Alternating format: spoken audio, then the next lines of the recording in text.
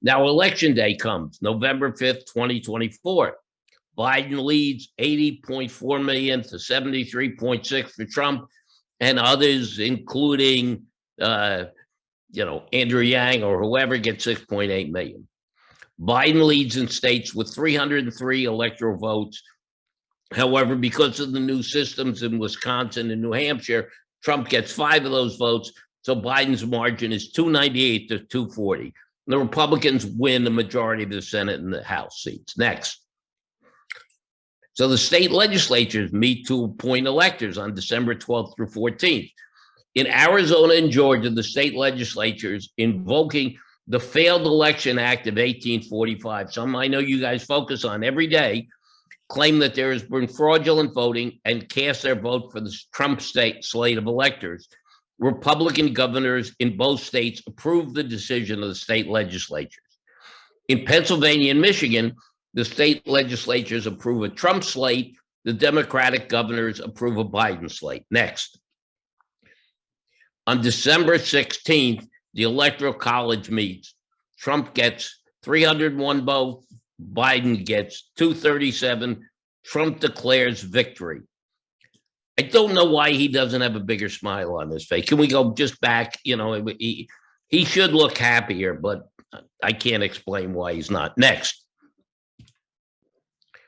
The Democrats file lawsuits claiming Biden won Georgia, Arizona, Pennsylvania, and Michigan as he received more popular votes in those states. They claim the laws in Georgia and Arizona giving the legislature the final authority are illegal. And they also claim that in Michigan and Pennsylvania, the slate supported by the governor should be accepted instead of those supported by the state legislatures. Next.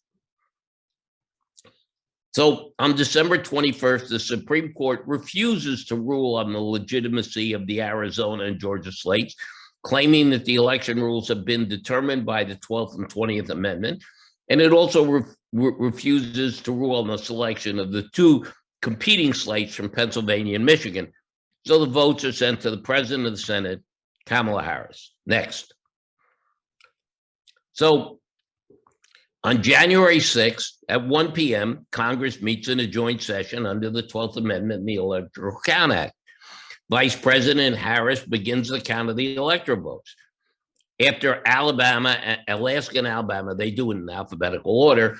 Harris announces she will not open the ballots from Arizona. She says Biden won the state and the votes from the legislature and the governor are illegal. Objections are filed by the Republicans. Harris adjourns the meeting. Next. So the 2 houses meet separately. In the Senate at 4 o'clock. In the Senate, Harris declares votes from all states are illegal. She has followed the rules of the Electoral Count Act of 1887, and Biden is duly elected president. In the House, next. Since the joint session has not produced the victor in the Electoral College, Speaker Kevin McCarthy, who, got to be Speaker because he sucked up to Trump, invokes the 12th Amendment, which states, quote, if no person shall have a majority, then from the persons having the highest numbers, the House of Representatives shall choose immediately by ballot the president. The House votes to approve the electoral votes from Arizona, Michigan, Georgia, and Pennsylvania and declares Donald Trump as president. Democrats protest and file a lawsuit with the Supreme Court. Next. Well, the next day, riot erupts throughout the country. The Dow drops 13,000 points, 500 people are shot. Stock markets plunge around the world. Next. The Supreme Court meets to consider various arguments. Biden claims he won the popular and the electoral vote. Trump claims he won the electoral vote and that, quote, this is the greatest fraud in U.S. history. Next. On January 8th, riots continue. 700 more are shot. The stock market declines another 6,000 points. Russia attacks the remaining independent portion of Ukraine. China blockades Taiwan. President Biden invokes the National Emergencies Act. Next. Now, on January 9th, the Supreme Court rules. It could rule for Trump or even Biden, or send the election back to Congress, instructing it to settle. In either case, the riots would likely continue, and a large percentage of Americans would be left with the feeling that the 2024 election was a fraud. Now, we have presented one hypothetical scenario. There are other examples. For example, the Democrats could still control the House with Hakeem Jeffries as Speaker.